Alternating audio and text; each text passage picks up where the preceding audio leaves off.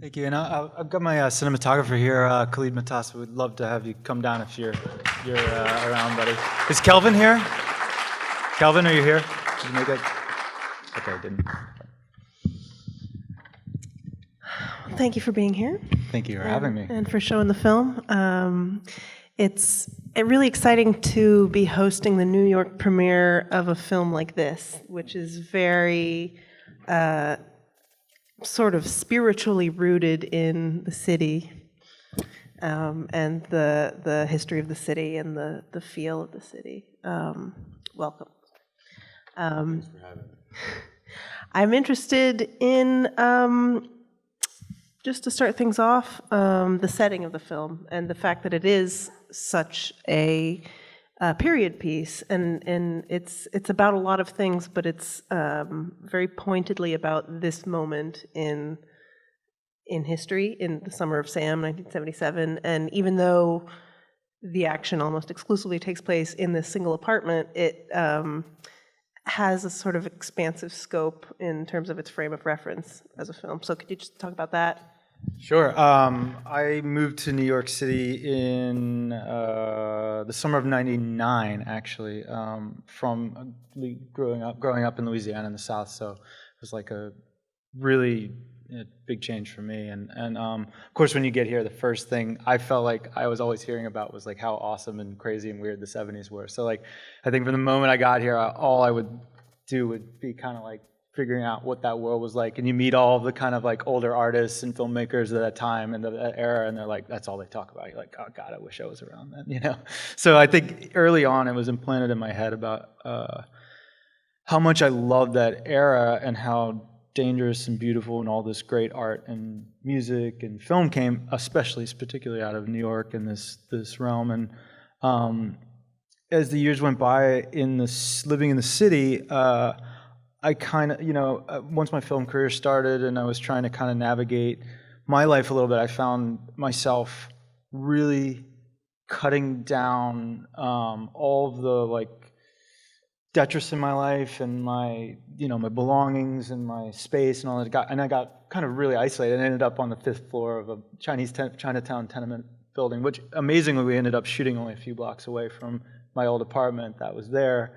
And I had a bit of a moment and feeling really isolated and having a discussion with myself over where my life was heading. And one thing that was very crucial in this narrative and in that time period and talking specifically with Naomi about this role was about the loss of relevance. And I think that was like what I thought was so fascinating about New York City at that time was like the major metropolis of the world lost its shine and its purpose and its center, and you're left with this kind of shell of a place that's obviously like the beating heart was still in the carcass of the city, but it was really wild looking. I mean, if you get a chance to see some of the footage of the time, it's wild. I mean, my only wish was that we could have kind of like gone a little further with it, but there's plenty out there that's kind of starting to bubble up to the surface of that era. And how does that correlate with the character that Naomi Watts plays, which is sort of a masterclass in terms of her performance, but that is also very specific, as she's a countercultural intellectual at a very particular moment in time that has a lot to do with what you were just describing about New York's loss of relevance and sort of changing tides. And so what was the inspiration for her character and how it fit into this scene? That's a tough one. I think that it evolved over time, and it evolved in Naomi and I's conversations about the character, and us kind of like just sitting on the floor of her kitchen, like talking it through and working through what she saw. I kind of gave a bit of a blank canvas in the beginning about what, we knew A to B to C, and we knew kind of what her machinations were and what she needed from her backstory, which was specific, but a lot of it she really brought into it from her own experience of making it, her career building so late in her career. We talked about a lot, and like the discussions she has are fascinating because she felt like she came a little bit late and she was about to give up on her career, and then Mulholland Drive happened, and it was just like this really amazing thing. I wish she could be here tonight. She unfortunately is off shooting Game of Thrones, but I know she would love to be here for New York tonight, New York screening. But yeah, it was an evolution, and then we brought it to Sundance Lab, and there was a lot of development there, and I was working with a lot of really fascinating writers who were a lot older than me and actually lived through that period. I think Todd Scalar, who wrote JFK, was one of my advisors, and we had some really fascinating conversations about that era, and I got schooled a bit, which is good. Excuse me. Since we're lucky enough to have the DP here with us, I wanted to ask about the visuals of the film. It's a very, it is a period piece. It is, in some ways, a thriller or a psychological drama, generically speaking. And it's got, I think what ties a lot of that together is the look of the film, both from the perspective of the design, the production design, and the way it's shot within this confined space and with this very distinctive kind of lighting. And could you just talk about how that came together? I'll say one thing, and then I'll let Khalid go. But we had a really, really intentional design that we would never have the camera have a viewpoint that wasn't her perspective, and it was something I kind of picked up really studying some of Polanski's work and a few other films that deal with claustrophobia, and it kind of freaked everyone out at first because they're like, we're not getting reverse coverage here or there, and like Naomi was totally on board. I had her understanding it, but I think it was a bit of an evolution. So was Khalid, but it was like, I think it threw the crew a little bit to shoot in this different way, and it was the one kind of rule I set up, and then we broke that rule at times, but it was fun to set that up. And you never used it. You never actually used it. Yeah, I think when you're speaking about that coverage and never being, for example, the coverage on the or at the doorway, the camera never went outside, and I found that to be very scary because I was thinking about what he would do in the edit, and I said, "How are you going to cut that coverage together?" And he said, "Don't worry, I got it." And when we were shooting it, I said, "Let's just get it for safety." And Banks would say, "No, I don't want to get it." And I really kind of respected that a lot. I thought it was a very sophisticated way of making a film where you know exactly what you want and you don't kind of give yourself an option. But you may give someone else an option. Yeah. Maybe not you. Yeah. They can take it away. But I think, generally speaking, the look of the film was constructed with kind of a few different conversations. We didn't necessarily want it to look like a period film. I think I really love the idea of watching a film and not knowing kind of what era it's in, or watching it in 20 years and still being kind of relevant. And from a kind of character standpoint, I think being irrelevant is something that is timeless in a way. I think especially nowadays, it's so kind of popular, right? It's you have to be kind of relevant, right? And so I guess what I'm trying to get to is being irrelevant in the look of the film is actually a really good thing, I think. So that's sort of where we started. Is we started with taking a period film and trying not to kind of make it look like a period film, but also just being honest with what's happening and not having it be like a cinematographer's show, We didn't want to show off too much. We kind of tried to keep it as minimal as possible, only move the camera when we actually needed to move the camera. And I think we did a pretty decent job doing that. I mean, for anybody that doesn't know, the film was shot in 18 days on a stage. I mean, 90% of it was shot on a stage, which was very tricky. But at the same time, kind of tricky, but at the same time, very rewarding. It was very, very difficult to make. So, I'm very proud of it. It was my first film, actually. It was my first feature film. So, with that said, Banks was, when we first met, there was two things that I really loved about the film. One was the subject matter of being relevant or being irrelevant, and how haunting that could actually be. And then two, just the passion that Banks had about the film and about the script, and that to me goes such a long way. You know, I think it's so important. So yeah.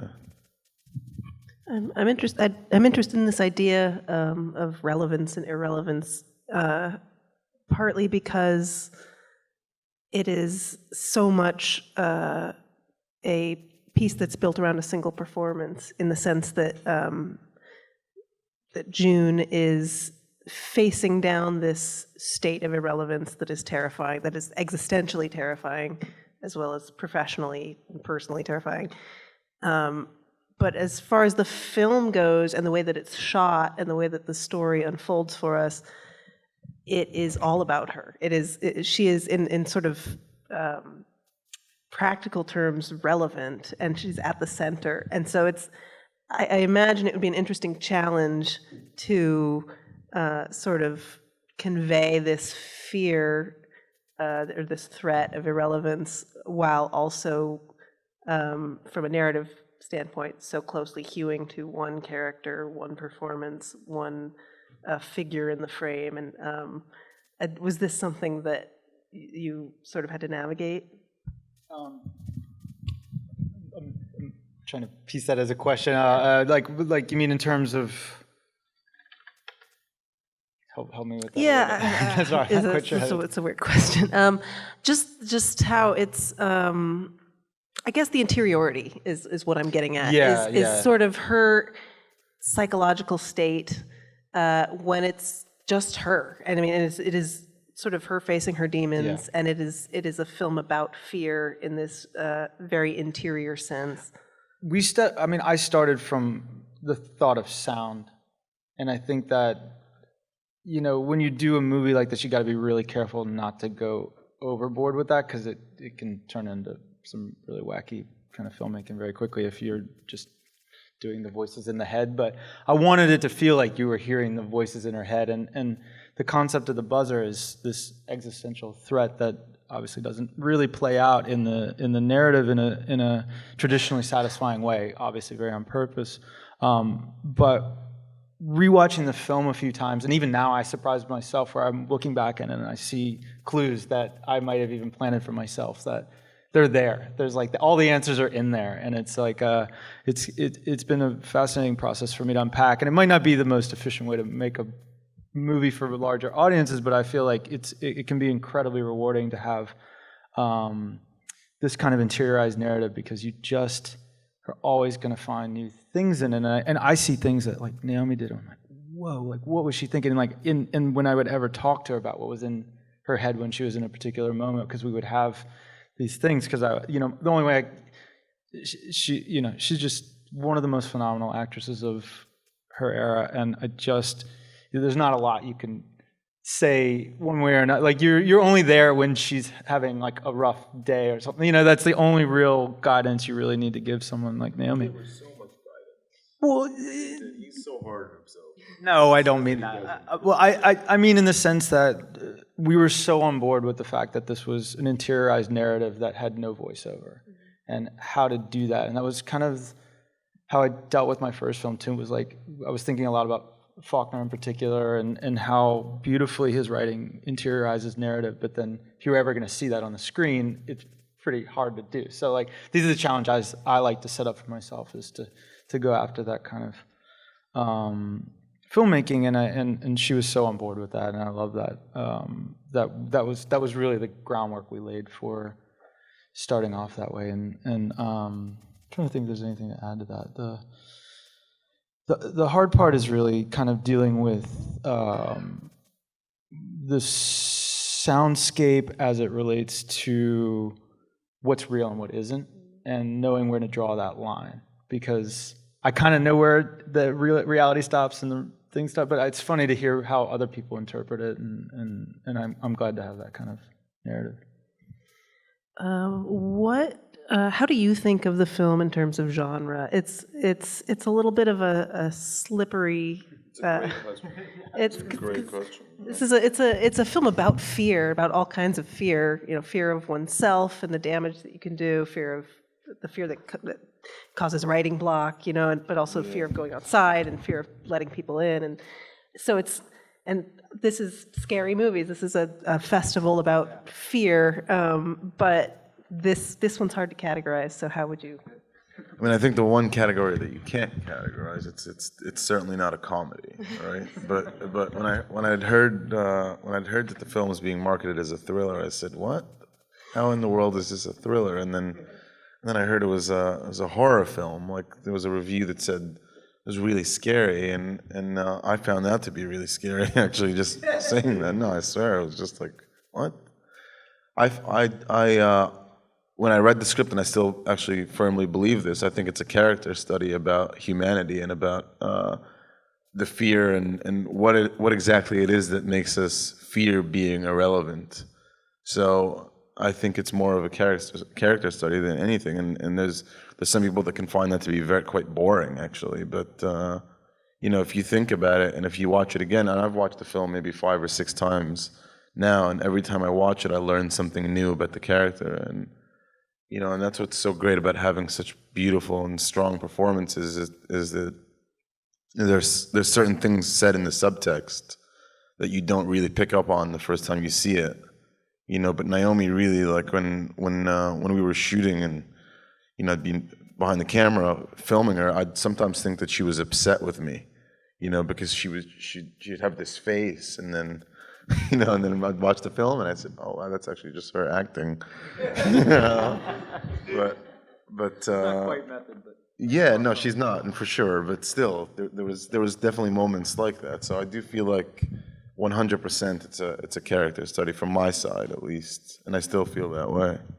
I mean, it's kind of like the thing I would want the most is having something unclassifiable. I mean, it's sort of a bit of a beginning of anything I think about is like, how do I do something that's not going to be able to be easily sliced apart in that way? And I was like really thrilled to be a part of the series. Like, that's great. Like everyone who sees the film knows it's not a horror film, so it's like to recognize that it is a horror film in a sense is fantastic, because it's like the scariest thing to me, and I kind of lived a version of it at one point in my life and managed to get out of it. So it's like that's real fear. No, definitely, it's terrifying, It's not honestly.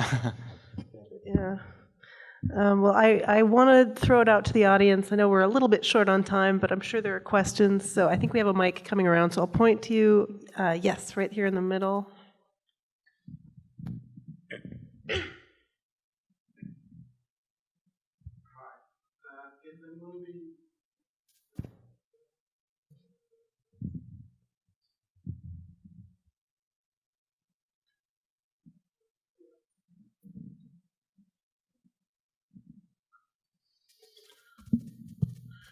In the movie Loose, Naomi Watts and Calvin Harrison were playing mother and son. I was wondering if this was filmed before or after, and how it was for you to work with them. We started filming 48 hours after Loose wrapped, and Naomi introduced me to Kelvin and told me she'd met like one of the most incredible actors she'd ever worked with, and of course I couldn't not go meet with him. And I had a really lovely evening with Kelvin, and we found out we'd actually gone to the same high school, and it was like all these great connections from New Orleans, and I just fell in love with him. I think he's going to be an actor of his generation, and then some. Like he's got so many great things coming up too. I really hope people get to dive in on him. My only regret was that this role was too small. Like I wish I'm just trying to find more things to write for him, and I take it you've seen Loose. Yeah, and it's really fascinating because we started production, and I had to ask Naomi. I was like, "Is this gonna be like a weird thing at a certain point? Because he's played your son, and now he's kind of a little more of a threatening figure to you, and all this kind of dynamic." And she was like, "I've been having like these weird dreams, and I kind of can't separate a little bit." And so it was a very dialogue-heavy movie, Loose, and then she went from that into this very quieter quieter film from a script point of view, or a dialogue point of view. So yeah, it was an interesting challenge, but like just to see them immediately already have that connection, and it's so rare to have like two actors come off another set and play totally like these two movies could not be any more different, and like it was fascinating. But I think we even shared some of the, and it's funny that you asked that, but we shared some of the same crew. And I'm friends with the DP that shot Loose, so I asked him questions about what it's like to work with Naomi, what it was like to work with Calvin, and I don't even think they got a break. I think it was like a weekend, and then we started shooting directly after that. So, but I haven't seen Loose, not yet. But I'm looking forward to seeing it. Yeah. Question right here.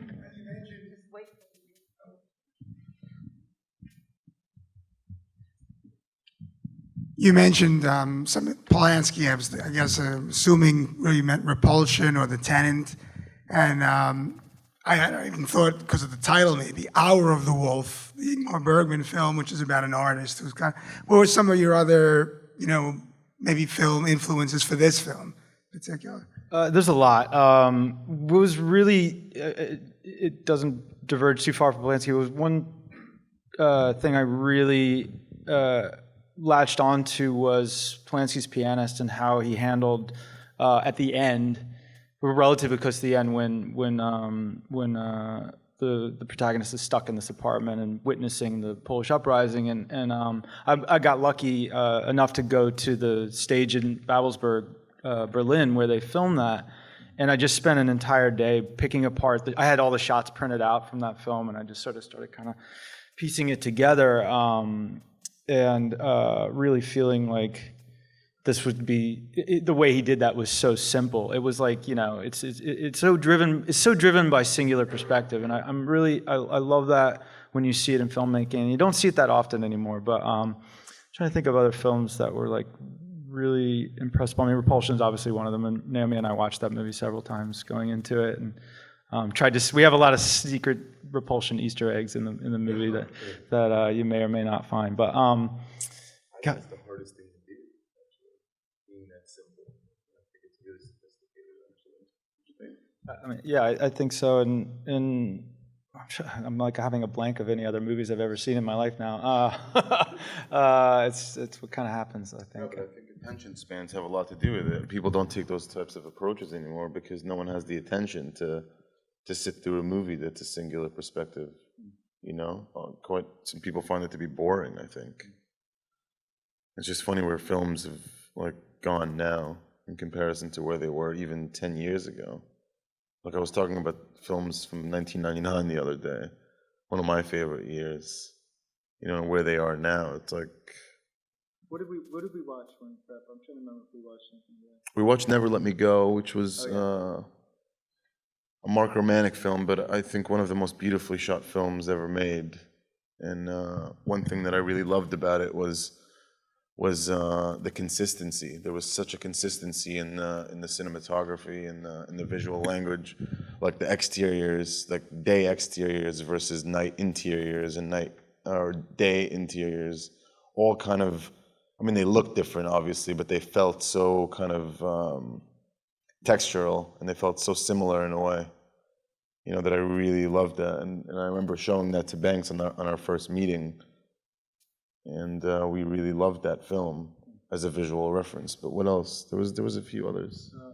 I mean, to be frank, it just took me a second to kind of recharge my brain. But the two directors I'm most fascinated with are Bresson and Tarkovsky, and particularly with Bresson in this film. What I love about his work is just it's the simplicity of the I think it was the 50 millimeter lens he always used in close-ups, and like trying to kind of get to this, what Paul Schrader talks about as the transcendental style in cinema, where like you're taking a character and you're pitting them against some kind of higher existential force. And I think that would probably be the more global reference I could give you. Unfortunately, I think we only have time for one more. I'm going to move in the back because I haven't been back there. Yes, right there. Hi. Is there a specific reason that June never wears shoes?